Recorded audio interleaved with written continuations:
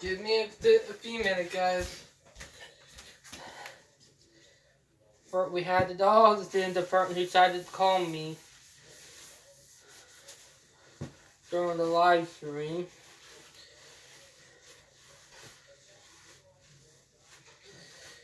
But I'm sure that happened.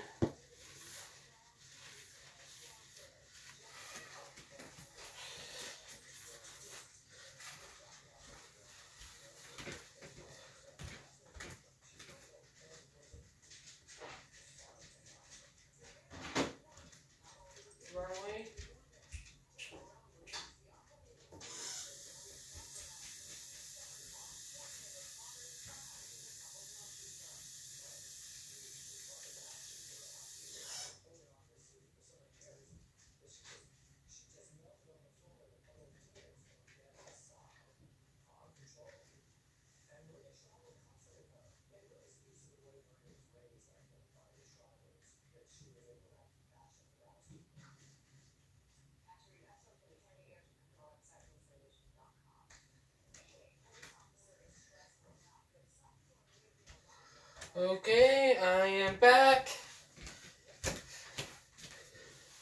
But yeah, at the second time that somebody called me while live streaming. What are we?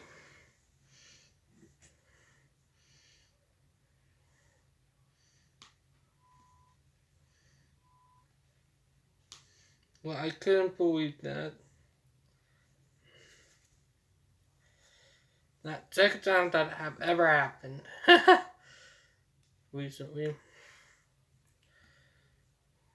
But yeah.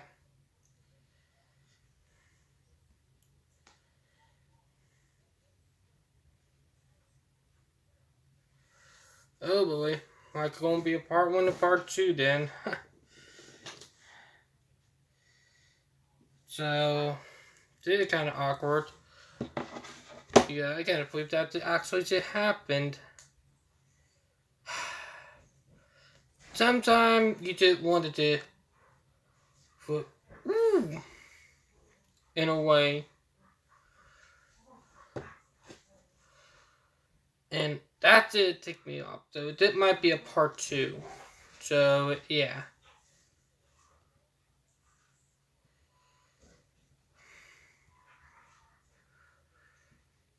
So we might have a part 2 on our hands.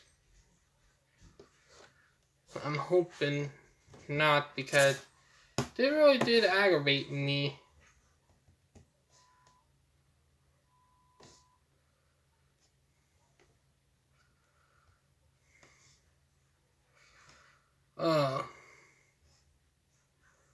Yep, it's a part 2.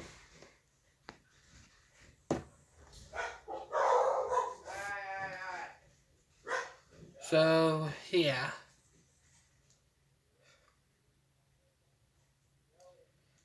So, technically, it's a part 2. I might need add people to call me for and met me for asking me to. I might need to start doing that. Literally, I might actually need to start doing that. In case, you know?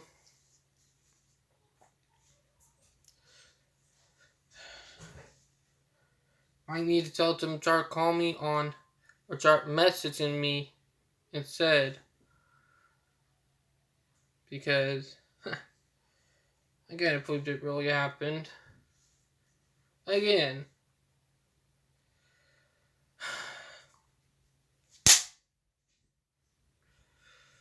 Sometime when you get throwing bullcrap, you gotta make women with it. Whatever. Or when life gives you women, you gotta make women hate. So that might be a part 1 and part 2. But I can't believe that. Like, what are we? What?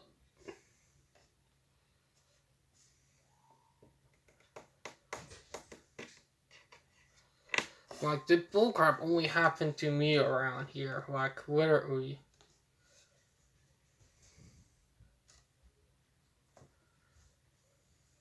variability than just a linear line. Yeah, and I have to retrospectively apologise for saying on the spectrum. It's a phrase I never ever used. I think I've ever used it before because I don't like it. I don't actually like the conceptualisation of the spectrum in the way that you have again usefully outlined in terms of severity. So we've got to get rid of functioning labels. We have absolutely got to get rid about that. Labels like severe, mild, high functioning, low functioning, because they're a nonsense as far as I'm concerned. And I know some people would disagree with me, but I think actually when people are talking about severe autism, they're actually talking about autism with additional learning disabilities or other comorbidities. My view is that autism doesn't equate to anything at all in terms of functioning until you include the environment. So I've got a trio of golden rules, but the first one of which is always autism plus the environment equals outcome. Okay. So that outcome might be massively positive, it might be massively negative, but the person who is autistic remains the same. They have the same autistic brain.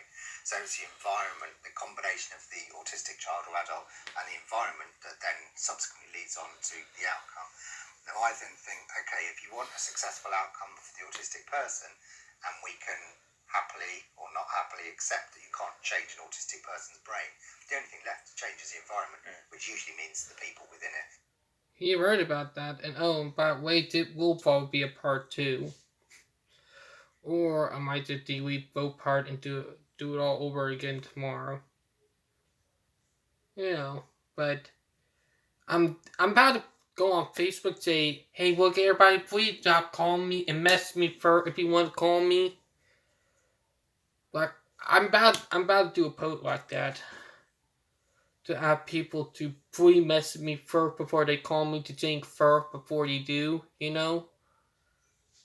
because that interrupted the live stream long enough where I decided to cut off all the way. So now I'm doing a part 2 of it. So yeah, that happened. Exact reason why stuff like that don't need to.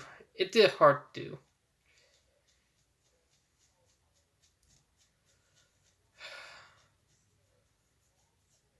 But yeah.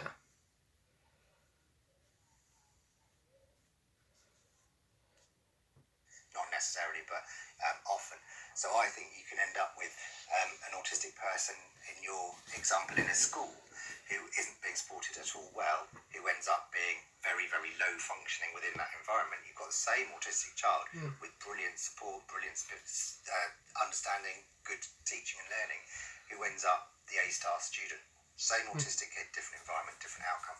Is it different environment for different autistic children with autism? Absolutely. Well, yeah, absolutely. Otherwise, they'd all go to the same school. Yeah, I was going to say, yeah. People sometimes say to me, should I send my child to a special school or an autism-specific school, or is mainstream better? And I always say, look, show me the child, show me the school, show me the teacher, show me the form teacher, show me the size of the playground, show me the smell of the canteen. They're all factors that could make or break that particular child's environment and therefore outcome. It's so specific, and it might change from year to year as well. So you've got to keep on your toes, but it's never boring. So we've got to have some flexibility in the system then, where opting for a special school, for example, isn't a lifetime in special school. It's where are we with this this child now? What are their needs at this point, or support needs? Absolutely. And I think that flexibility is absolutely critical, even within schools that you might assume don't have that level of flexibility. So a lot of secondary mainstream schools, actually just a little bit of understanding can lead to all sorts of flexibility that doesn't have to cost very much money or anything at all. But having that level of understanding of what that autistic child might require. So it was an amazing article, I think, I don't know if it was a published article, but a piece of writing years and years ago, and just the heading of it was called "We Can Learn with Our Shoes Off." It's a brilliant article written by an autistic child who was just saying, look, I need to take my shoes off to learn effectively. It's okay to let me do that. Just that tiny little thing will make the difference to me between being able to listen to your voice and learn, or just being so uncomfortable from a sensory perspective because this kid was tactile defensive on his feet, saying, I'm in pain on my feet, so let me take my shoes off. And what his mum kept finding was, oh no, Just get the school policy to take your shoes off, all of those sorts of things. And that does raise an interesting point. Lots of schools, for very good reasons, as you'll know, will have school uniform policies. I would say, look, is that actually, for some kids, unlawful under the Equality Act? If you demonstrate that puts that autistic child at a significant disadvantage, and not allowing the child to undo their top button or not necessarily wear a tie in that way, or whatever it might be, then we're doing something wrong. So sometimes it's that level of understanding and that level of flexibility that can go a long way for the autistic child. And again, I think it's interesting that the excuse not to do that. I'm excited. It's going to be a part 1 and part 2 of the one. I mean, it's the first time in a long time I have part 2 and part 1 of the live stream. So, yeah, it's going to be for a long time. But I might do another live stream tomorrow on some more stuff. Still thinking about it, but tomorrow is Father's Day. But I'm hoping that something like this don't happen again, and I might need to start the most time when video calls and stuff happen. They happen between 5 and 10 p.m. during the afternoon on the weekends. Sometimes on weekdays too, so yeah, so that's probably what happened. But yeah. But I'm very sorry that the live stream got cut off earlier. While I was going out there and checking on dogs and letting them out and all that. Like, I had a feeling it was going to happen. Like that Ryan said earlier, like first time around when I let dogs go outside, that if somebody called a video to live stream might get cut off because of it. That's the reason why. But, you know. Like, literally. But, let's hope it don't happen again. But I might do another live stream tomorrow. Or I will do part 1 and part 2 for each episode. Meaning, be kind of ironic, but yeah. But it probably, because of a fortunate reason. As often, I will be setting a precedent where, in my experience, both 2 of my siblings are teachers, my mum was a teacher.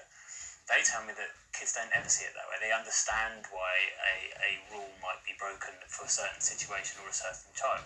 There's not this sort of house of cards scenario where the whole behaviour system comes crashing down. Absolutely. Go back to the example we can learn with our shoes off. And he was kind of like, oh, well, if he does it, the rest of the school will do it. No, they won't. They're not interested in taking their shoes off. If they are, what's the big deal? You can stick them back on at the end of it. And by the way, Miss So-and-so, you've got your shoes on behind the desk anyway. So, no, you're absolutely right. Kids aren't anywhere near as inflexible as some adults seem to make out. So, 1 minute. I find actually...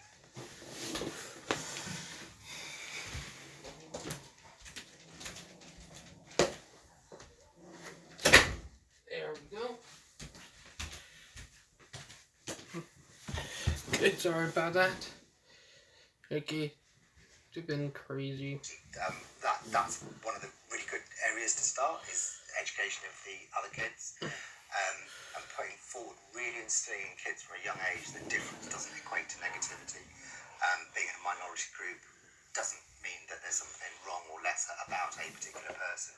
And more importantly than any of that, teaching that individual that being in a minority group and being different doesn't make you lesser or lesser of a human being. Would that be another one of your golden rules, or have you got 2 different ones? There's two. Well, they come under the umbrella of golden rules. There's a golden equation, a golden notion, and a golden concept. That isn't one of them actually. But I preach that enough anyway as it is. The other 2, let's see if I've got these right. I've only just written about these fairly recently. One of them is, if you're going to apply a way of engaging an autistic person, but you do so in the way that you would traditionally do for the non-autistic population, be that talking to them, teaching them, supporting them in whatever way, shape or form. If you do that in a way that is usually successful for other non-autistic people, then the chance of it working effectively for that autistic person goes down. Okay. In other words, if you do things in the traditional way for the majority of people, then for that minority group it's probably not going to work very effectively and can actually potentially be problematic. Do you mean pastorally, pedagogically? And literally, that's why I quite like it as a concept, because it covers everything. when you parent an autistic child, you need to parent in a different way because they are by definition different. The sensory environment needs to be different. Teaching probably needs to have some differences, however minor they might appear. If you're marrying an autistic person, then your wedding might be different. It goes on. It permeates through everything. It doesn't make it. Yeah, me and Val, we will be getting married to October. Like, you know how most couples do their wedding during the summertime? Not me and her, we're doing during the fall and winter. We are more of a fall and winter type of person. But yeah.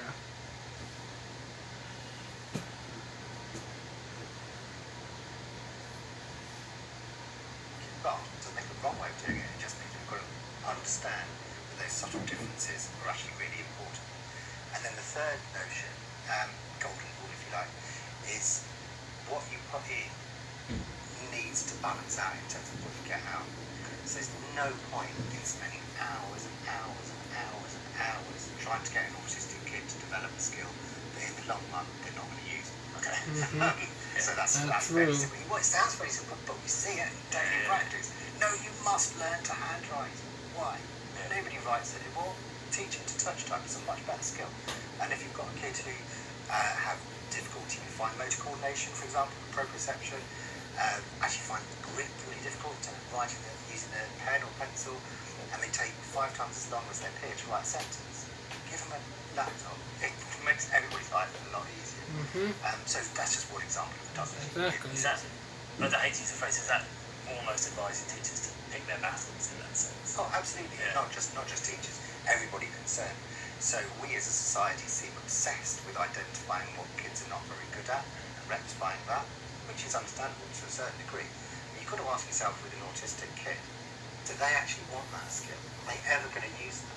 Or is it the sort of thing that as soon as they can get away with not using, they're never going to do it again? So absolutely support kids to the best of your ability. Exactly, you're right, because there are skills that they teach me that I don't even use, like literally. So think about it. Even my fiance, Val, there's stuff that they teach her that she don't even use. For the best long-term solutions for them in terms of living as a human being, but understand that the autistic child's goals are likely to be may differ from the traditional goals of the predominant neurotype. It's quite an interesting point of view, isn't it? Because what we do is we look at... And everybody didn't know, I do have a wisdom tooth coming in on this side, on the back. I thought I would probably gonna only have one because I already that teeth on this side to the point where there's no way a wisdom tooth would come in. But I might have them that come in the back on bottom jaw. We'll find out down the line. Quite a lot in different areas, and you get this split of opinion where people say, no, it shouldn't define me in any way. I don't want to be treated any differently just because I have a diagnosis. Now, video do have that cutout where I don't have to do part 2 to that good, but when it do come fully uploaded after the live stream, because it will take a couple hours, that app I use, it will take a couple hours for it to upload. So, if it do turn out that I might have to have a part 2, then so be it. Then I'll have a part 2 of it. But we'll find out. Whatever that might be. And yet, as you say, there are things that will help support that child. That doesn't necessarily mean they're defined by it, but it's a consideration. It's interesting at what level we are talking about in terms of being treated. So you say I want to be treated in the same way as everybody else. But you guys will probably find out after the stream is done, after a couple hours after it uploads. So people who are watching it right now, we probably got the full video when it complete. And if it's different later on, then yeah. Doesn't mean to say that we're all robots and everybody responds in the same way to everything.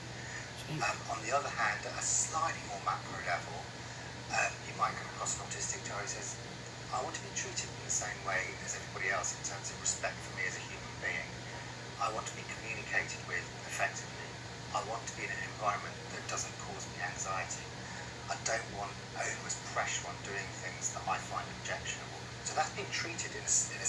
same way as my non-autistic peers. But actually, under each of those umbrellas, I might need or require a different type of understanding or a different type of support or a different type of lesson or whatever it might be. So I think kids don't necessarily want to stand out and say, oh, I am the autistic. Same with me, because when I went to high school, I made sure I was not going to go to special need, because special need at my school got bullied to hell. Resource, not that much. It was a complete different story when you are in resource instead of special need. Because when you are in special need, you're technically a hidden target for bullies. It was a lot different when you were in a resource class, because they sometimes think you got in trouble being a badass or something. Will help cover up some of the stuff. One of the reasons why I did not get bullied that much the first 2 years until my mom embarrassed me. That's when it all began to change. Trust me, parents, don't tell your kids if they are a teenager on the autism spectrum and if they are high functioning what to do. Will get into ID pass at school. You will create some bullying and bullying issues when you do that. So yeah, just think twice in doing that. You'd be doing more harm to your own autistic than anything. So yeah. Well, let me check it.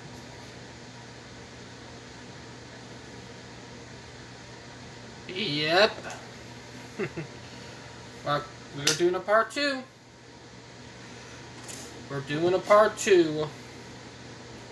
That would be changed to a part 2. Now, I would probably go ahead and do that while we're live. It's crazy, but if I'm able to do this, we are.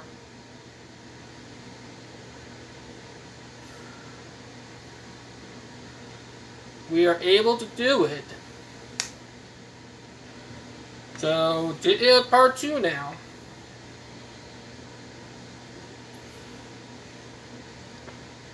But I cannot believe that happened, so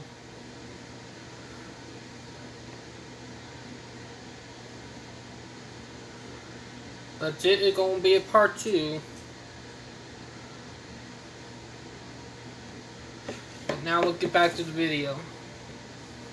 Autistic one, I am different and what have you. And lots of autistic kids want to fit in with everybody else in terms of having friends, social hierarchies and all of those sorts of things. I do have friends that I did work hard to cultivate while I'm in high school and on Facebook. So yeah, I do have friends, but I also have people who tried using me.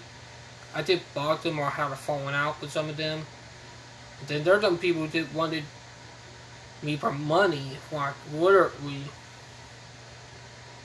And I just said, I'm not going to deal with people who are going to bug me for money. Like, I'm not going to let them use me as their piggy bank. My older sister Mary did that to me, and I'm not going to put up with it. Now, if they are being honest and telling the truth, I might give them money, but another answer, no. The only people that I'll be giving money to are my fiance and the people I'm willing to help. And that when me and my fiance move in, like, because money I have right now is going for the big move to California for me and her. Because I'm moving from the East Coast to the West Coast. So you're moving from the Philippines here to the U.S. to the West Coast. So, yeah. That doesn't make them any less autistic. And I think actually a lot of the autistic individuals who don't want the label, it's not as a result of not wanting to be autistic, it's wanting the rest of the world to stop being so stupid about understanding what being autistic actually entails. Exactly. So I think a lot of work needs to be done around dispelling the myths within society around what it means to be autistic, to allow autistic people to be comfortable in being autistic. It's interesting, isn't it? Because you almost, the more that child wants to fit in, and the phrase normal, but obviously for the purposes of this, the less likely they are to have support in a school, because the teacher's more likely to say, oh, I don't have to worry about them. even though they may need that support just as much as another child. I mean, it seems so complex. And it is. I think what's sometimes useful is rather than using theories of disability, I like to think in terms of theories of disadvantage. Okay. Exactly. So being autistic is not necessarily disabling. So being autistic in an autism-friendly environment might be really positive. So you only have to. I need to be careful what I say here, but there's a saying: universities are safe havens for the socially eccentric, which isn't saying that all university lecturers are autistic, but there is something about that sort of very stereotypical sitting in an ivory tower doing research day after day on your own around a very specific subject that nobody else is interested in. Might fit.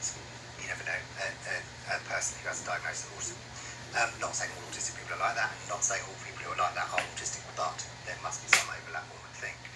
And that might be an environment where it's very autism friendly and the outcome is very, very positive for that person. You might take that same person and put them in a different environment where they're expected to talk about, I don't know, the latest soap opera that they might find absolutely boring to them and feel very uncomfortable doing, and expected to understand all sorts of socials, and all of a sudden being autistic is then at a disadvantage.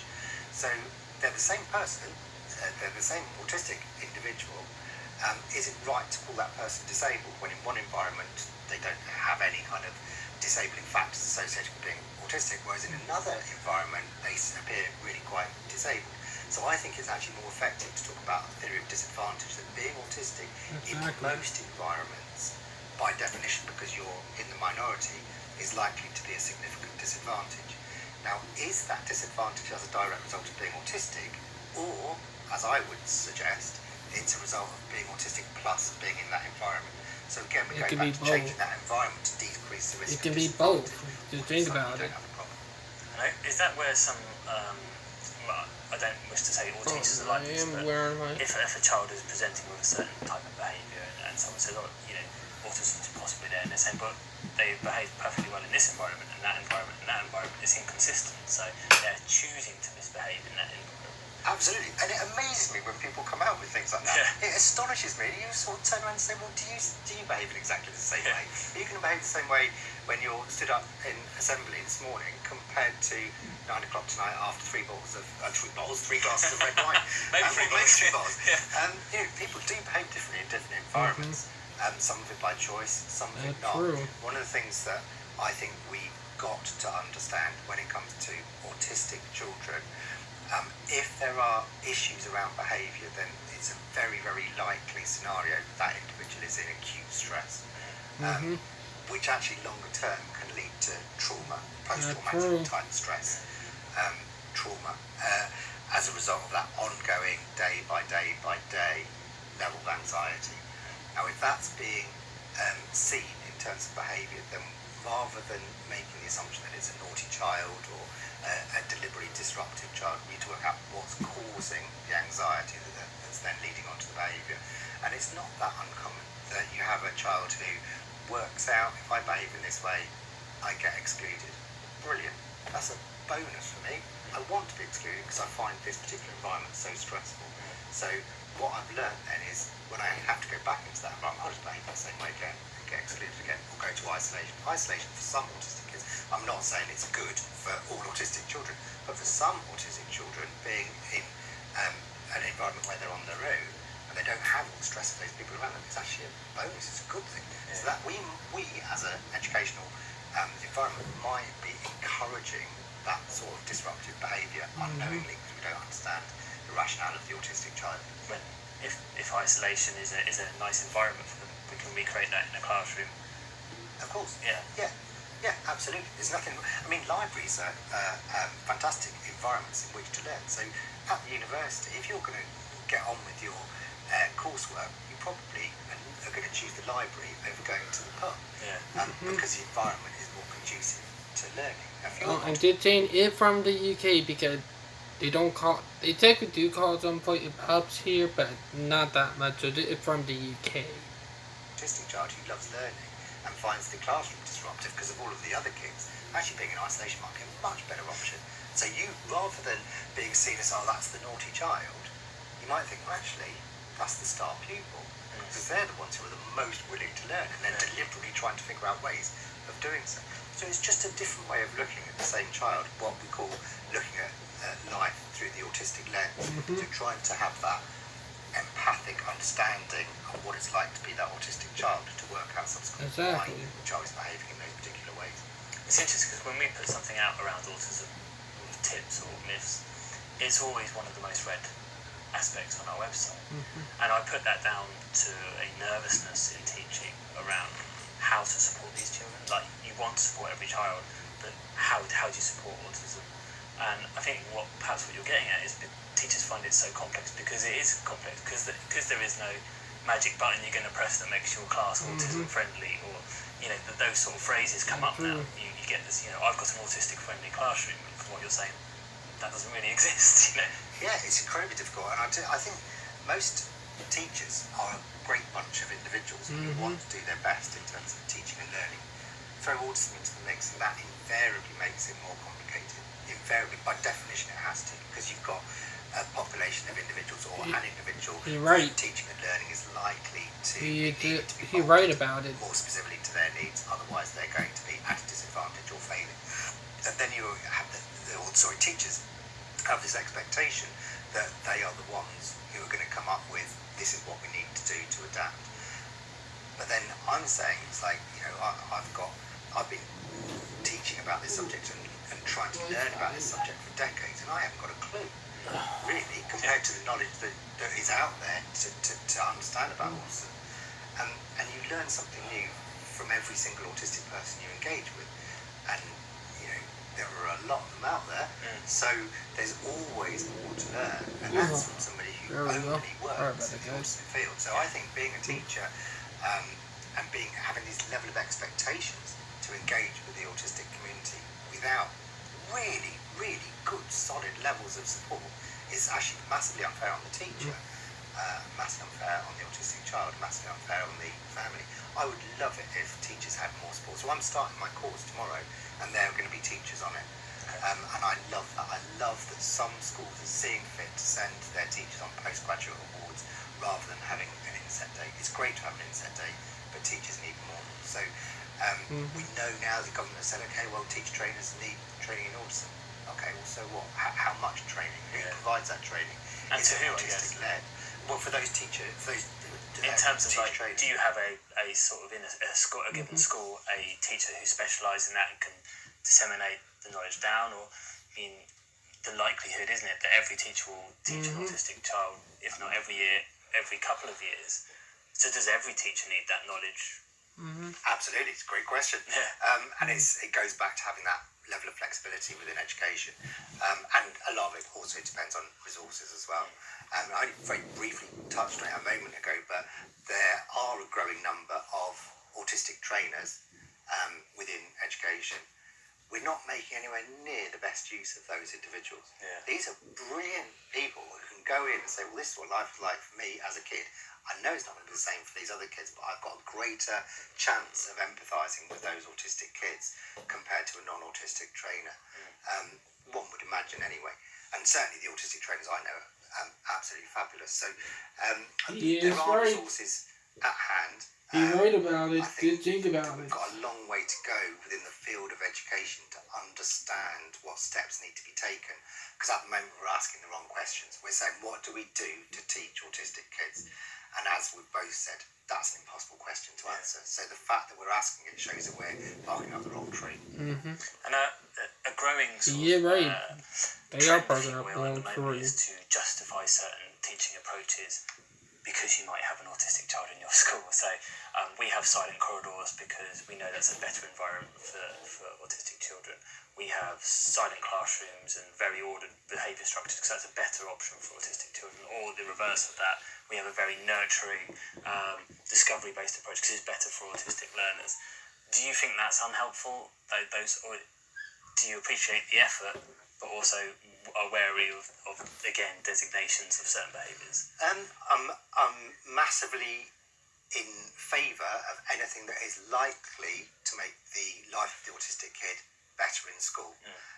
And I think having options available can only be a good thing. So I'm a big favour, for example, of having staggered transition times, which is similar to your idea in terms of the silent corridors. So that corridor crush can be a nightmare for some autistic kids with a whole sensory thing attached to it. So if you have staggered transition times, you just get rid.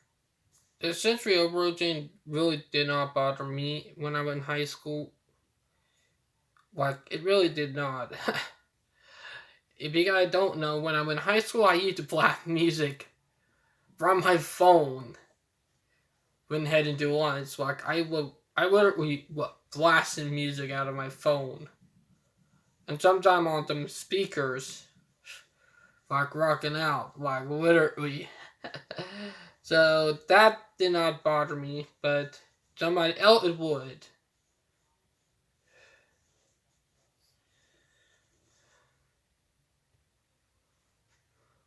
That straight away, get rid of the noise of the school bell, so that's not traumatic for kids who have auditory sensitivity. And those other examples that you gave are only ever really likely to benefit autistic kids. There's nothing that you said there that made you think actually that's going to be negative for autistic kids, and it's not going to be negative for any other kids as well. So if there's things that we can do that are likely to be more effective for autistic kids that isn't going to do any harm to anybody else, absolutely go for it.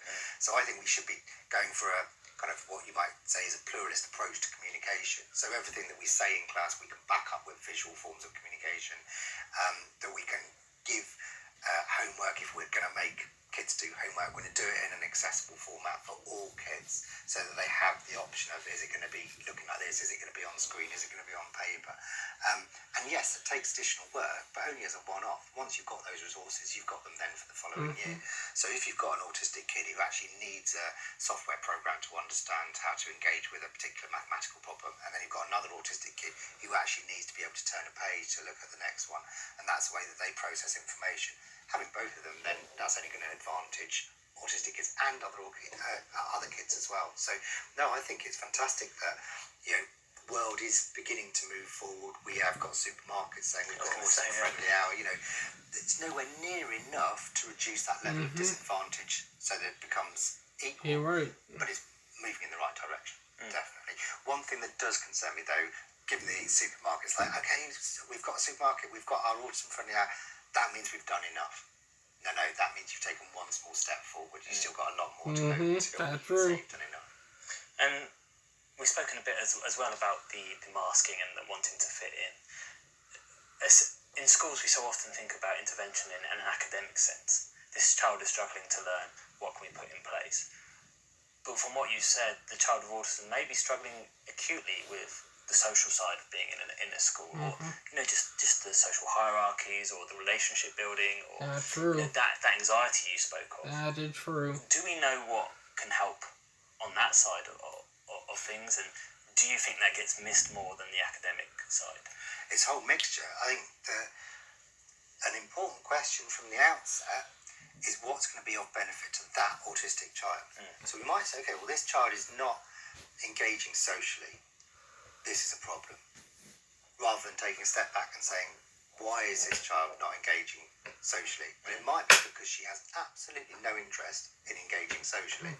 She might be able to, but she might just not want to. So forcing a child into that situation against her wishes might be counterintuitive. And we should appreciate that that's fine, an okay choice for her to make. That's what I believe. I genuinely believe that. So you might have a child who chooses to go to the library at lunchtime instead of going out and playing with her friends, because for that child, the chaotic in-between lesson time is the worst bit of the day, not the best bit of the day. And actually, to reduce anxiety, going to the library is massively fulfilling. And if she doesn't have a particular need or desire for a big circle of friends, that should be her choice. However, if there's a child who is isolating herself to go to the library because she's being terrified of being bullied, but does actually want to engage out there in the playground, she will need a totally different support structure compared to her friend who just wants to sit in the library on her own. So it all comes down to that question of why, what's going on. So going back to that theory of disadvantage, there are some kids who might be struggling academically, and that's where the focus often tends to be. I worry sometimes about what yardstick are we using to gauge achievement. So if you've got an autistic child who's not struggling academically, but actually he could be doing so much better because we're still not teaching in the right way. Is that child still not just as much in need as a child who is maybe struggling more academically, because they're not fulfilling their potential? So it should be against individual potential rather than just a generic yardstick of saying, oh, well, they're mid-range academically, so they must be okay. So I still think we're doing a disservice to some autistic kids in the academic side of things, as well as the social side of things, as well as generic kind of needs. So the kind of non-curriculum subjects, I think, are absolutely crucial importance for autistic kids in terms of understanding the world, in terms of understanding self. So we have courses, for example, for teaching the world about being autistic. Where are the courses for the autistic children to learn about being autistic, about what it means to them? Where are the courses for those autistic kids to learn about non-autistic kids? Yeah, the world. So I think actually, if I was to take an average non-autistic child and stick them in an autism-specific school, they would probably freak out a little bit, maybe quite a lot. Without giving them some understanding of who these kids are, why they're behaving in those particular ways. And I worry sometimes about sending the autistic kid into a mainstream environment, again, without that support in terms of understanding what's going on. Without that scaffold, actually. Absolutely, And then we wonder why we're failing these kids. And we are failing these kids. So levels of exclusion for autistic kids is way higher, generally speaking, than non-autistic kids. The level of comorbidity around secondary psychiatric disorders way higher in autistic kids. Levels of suicidal ideation and those sorts of major problems way higher in autistic kids. So it's not all just education, but autistic kids in general, we are definitely not getting it right. And quite a lot of this is, as you say, such you're right, because I've gone through it. To the individual. Are we always going to get the communication back from the autistic child about all these preferences that they have? And if they can't communicate these needs, how else can you find them, essentially? So in answer to the first part of your question, no. You can't assume you're going to sit an autistic kid down and say, right, what do you want? So your autistic kid themselves may have no clue in terms of what's going to be effective for them. So then it does come down to the team of people around that autistic child, as it is for any other child as well. But taking that person, their personality, their skill level, their cognitive style, their academic ability, all of those things together, as well as all of the environmental issues. Let me check. Look along.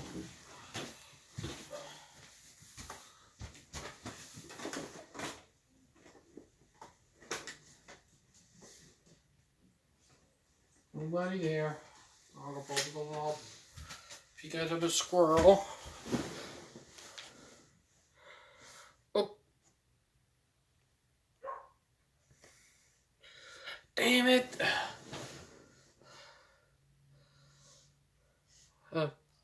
There we go. That would have been bad. Sorry about that, guys. Issues and our knowledge and understanding of autism to then amalgamate together and say, okay, what are we going to do first and foremost to decrease anxiety levels for this particular child? So we know one of the crucial things about learning is you learn more effectively when you're chilled out, basically. If you're proper stressed, then the chances of you learning go down. So I think we don't take... Not true, because when I went to high school, when it crashed that I went in, and I don't like it with my high school teacher, I'm not saying her name, only made my day stressed out. Literally. And I was always the target. Sometimes, if I knew stuff that I knew now, I would have probably made sure that she would have not had the advances. But yeah. Well-being seriously enough within education. In general, yeah. In general, it should be absolutely top of the list. Top of every list in terms of league tables is how happy are your kids, not how... I just heard another train on me, and we got another train coming.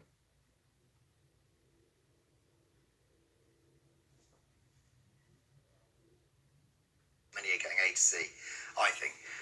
The government might disagree with it, but unhappy kids are going to not do as well academically and not do as well in life. That's so true. I think this intense pressure on schools to get academic results. And one thing that I noted, it what I've been hearing from friends of mine and from my little children that for South High, I would been able to go on YouTube there by using a VPN, but YouTube and now officially blocked their train coming. And also, so the VPNs are actually blocked now too. And they have a fence around the school treating everybody like a prisoner. I know for a fact that school graduating level are going to go down. But he said it's probably going to happen there. And the school that my friend Sabrina go to, literally, they have YouTube and they don't block the internet. And crazy in it, most people at that school, that one in Somerville, have a higher graduating rate than West Astley do. So technically, what West Astley is doing is kind of a foolish thing, and I don't agree with. And they're talking about doing uniforms with a bad mistake, and I don't agree with that either. So yeah.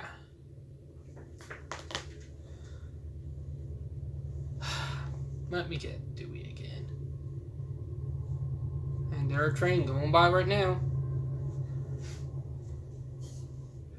Without taking into account other, maybe less academic or non-curriculum areas of life, can be problematic for the autistic population, which is one of the reasons why we end up with unhappy autistic kids. Mm-hmm. And do you think then in general that we're getting it right in education at the moment? We're moving in the right direction? Are we getting it very wrong at the moment?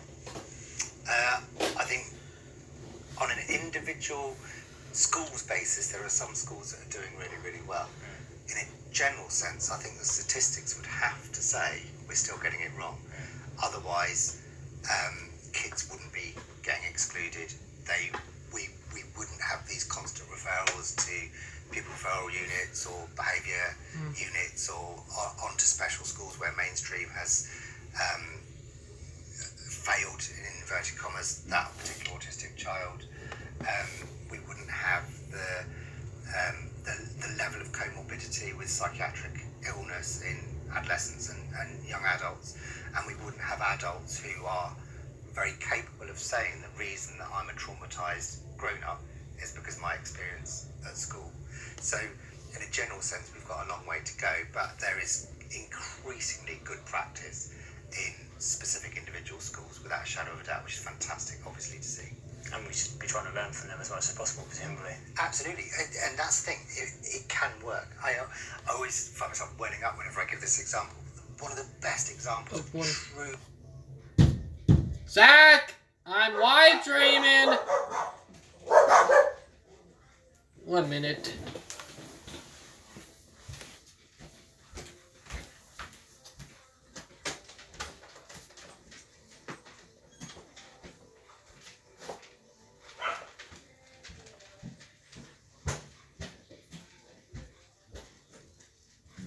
Hey! What? I can hear that from the room. Okay. And I'm live streaming on YouTube. That could be a copyright strike for me. What will be bad? You hear me? So please turn that down. Zoe! I hear you. Well, turn it I down. am.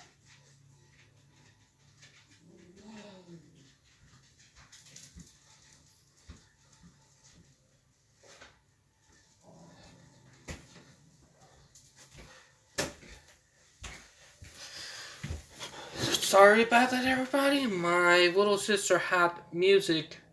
If you guys heard it in there, then I'm sorry, but reason why, because I thought that with my brother, but without my little sister Zoe. But one, that was full enough once you know I'm live streaming. Two, it's a good way for me to get a copyright strike, but I'm not written to have. I don't want to get a copyright strike where I'm unable to live stream. So, yeah. So, I'm sorry about that. If you guys heard me yelling at my sister a minute ago. But you don't realize that can get me a copyright strike claim, and I don't want to risk that with that's been going on. So, yeah.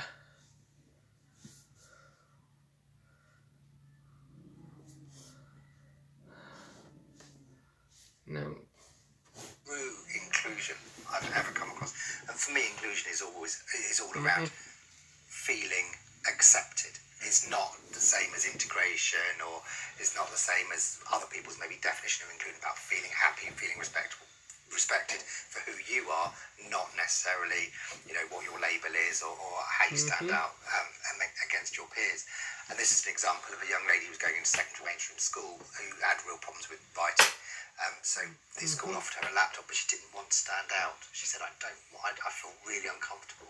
So they gave the entire year group laptops. Oh, wow. Which I just thought was absolutely stunning display of inclusive practice.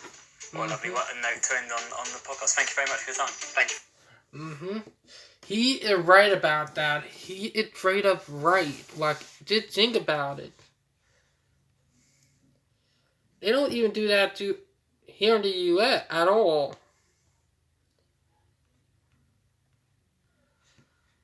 Really. That job would have been a big help. If you know what I mean.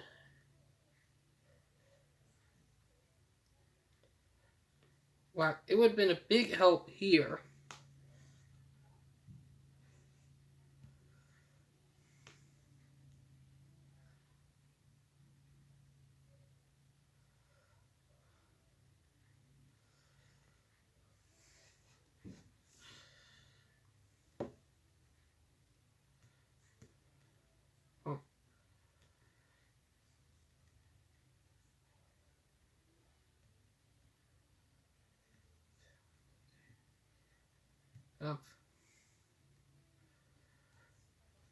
Oh boy. Just don't have a clue that video of copyright strikes.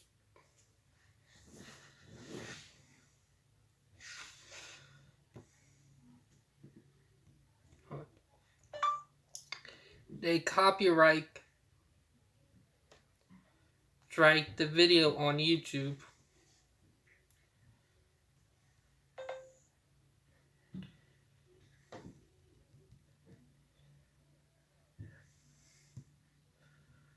Oh boy.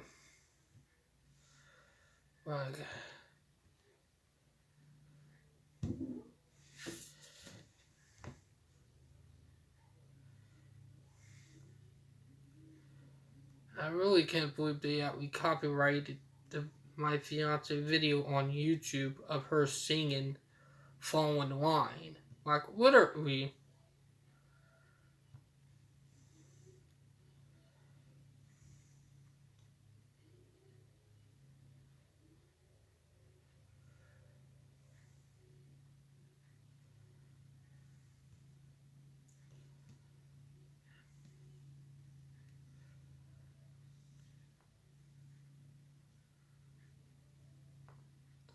But yeah.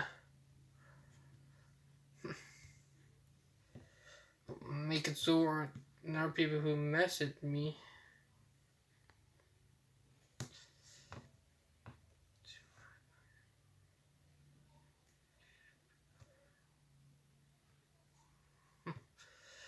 And it's still Saturday here. It's not Monday yet or Sunday. But yeah. But he is right. To think about it.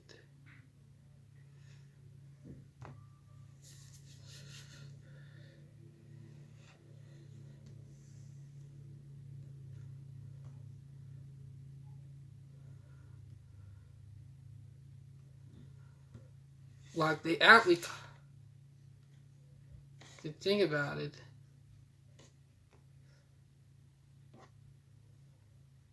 just think about it. If you just think about it in a way,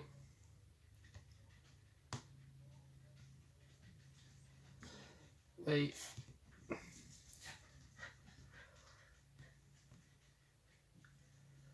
But yeah,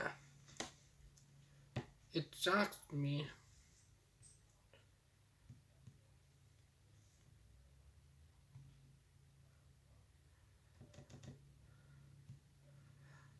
But yeah. Now, I am definitely going to be putting out a message to people, asking them to please not call, for them to ask permission to call me before they do, like to make sure it don't actually happen by accident. But yeah,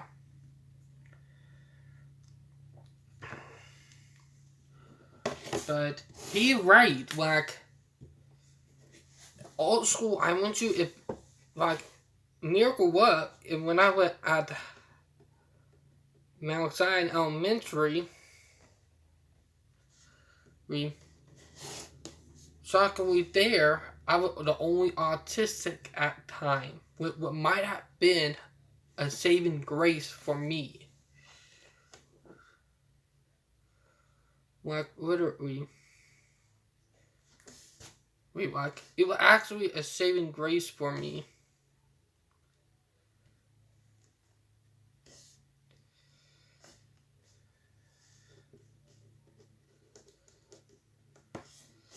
Like it was a soccer. Like I was athlete, but I was not the only resource kid at my middle school when I was younger. But I was the only one that had autism, which was probably a miracle for me. Meaning, it probably made it easier. Now, it was a completely different story when I went to West Ashby High School. Yeah. Like, it was completely different for me there.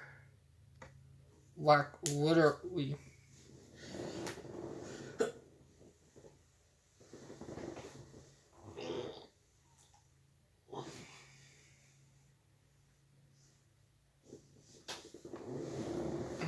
Like, it's crazy, but if I was probably the only autistic at West Ashby High, it would have probably been a good thing, but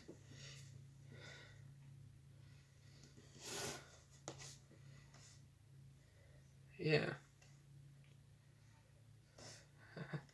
It's crazy in a way if you did think about it. But yeah, but I made it through. And I hope everybody on the autism spectrum like me and for our people can keep on being motivated. Can keep on getting our word out.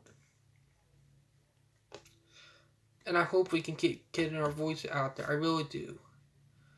Now, I hope you guys had a great day or a great Saturday so far if you're here in the U.S. and are having a great Sunday morning there in the Philippines. I hope you guys enjoyed the video, and I hope your guys' weekend are going great so far. And I'm signing out, and I'll talk to you guys later. Bye, guys!